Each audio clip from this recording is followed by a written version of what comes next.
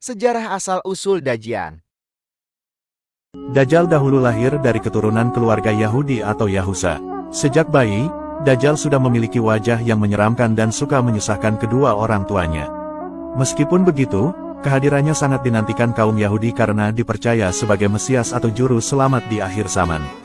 Di dalam Islam, Dajjal dikenal sebagai Mesias palsu dan dijuluki sebagai Al-Masih Dajjal.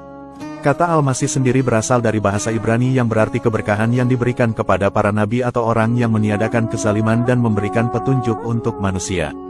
Namun, makna kebaikan pada Al-Masih ini hanya diberikan kepada para nabi seperti Nabi Isa alaihissalam.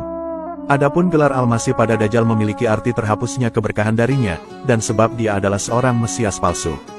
Dajjal bukanlah berasal dari bangsa jin ataupun makhluk lain, tetapi ia adalah manusia yang ditangguhkan ajalnya seperti halnya Nabi Isa alaihissalam. Dahulu, Dajjal lahir di negeri Samirah atau Samaria, yaitu negeri kecil di Palestina yang merupakan warisan dari Nabi Sulaiman alaihissalam.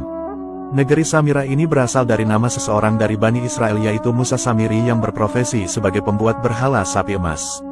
Musa Samiri dulunya adalah pengikut Nabi Musa alaihissalam yang kemudian sesat, dan selanjutnya menjadi tokoh kafir yang disebut dalam Al-Quran.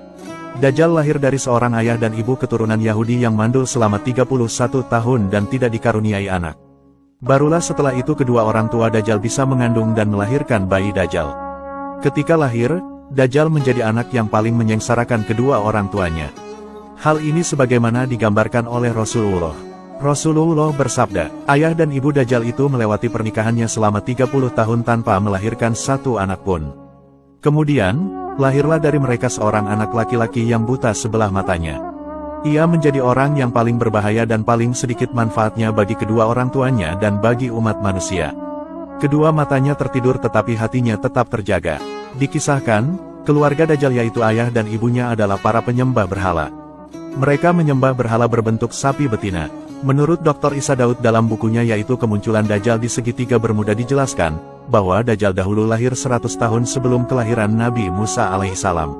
Ada yang menyebutkan, jikalau cikal bakal Dajjal itu lahir dari nama Musa Samiri si pembuat berhala sapi emas.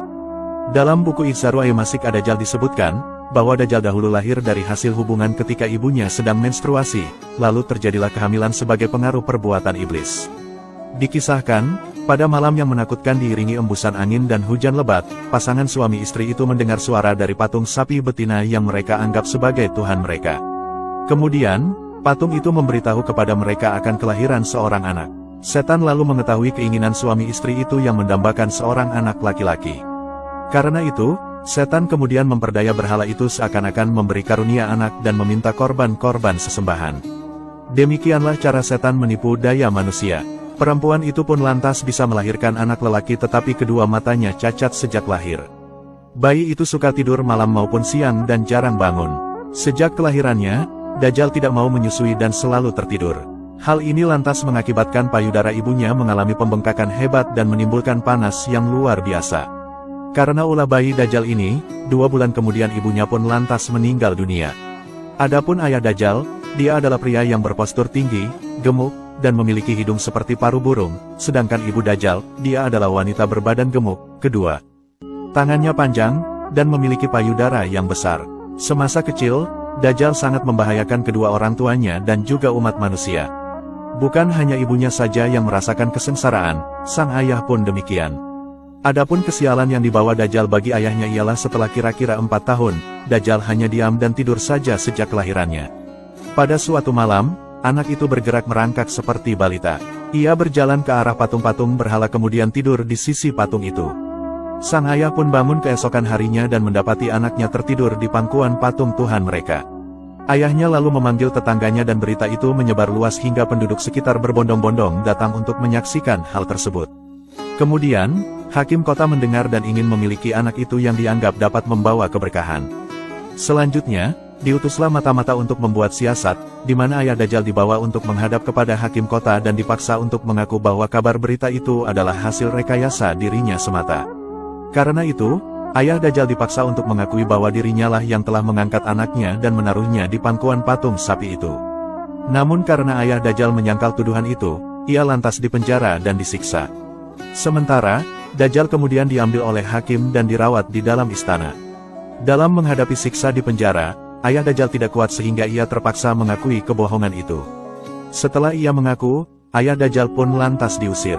Maka tinggallah ia sebatang kara karena ulah anaknya itu. Dalam keterasingannya itu, ayah Dajjal kemudian meninggal dunia dalam penderitaannya. Setelah berada di dalam istana selama kira-kira 1 tahun 1 bulan, negeri Samiri dilanda bencana dahsyat.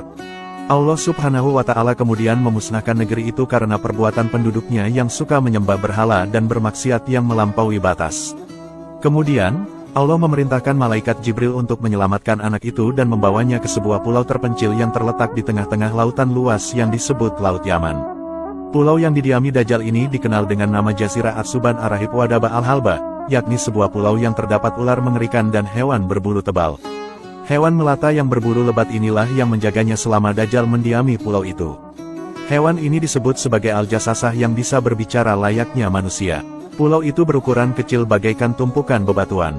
Pulau itu terpisah dari gugusan pulau-pulau yang banyak jumlahnya. Di sana, Dajjal sepanjang hari dan sepanjang tahun selalu tidur layaknya penghuni gua. Kelak Allah Subhanahu wa Ta'ala akan membangkitkan dan membebaskan Dajjal dari pulau misterius itu menjelang hari kiamat nanti. Selain itu, Dajjal adalah seorang manusia pendusta dan penebar fitnah terbesar yang akan muncul kembali di akhir zaman. Jangan lupa like, komen, dan subscribe channel Story History.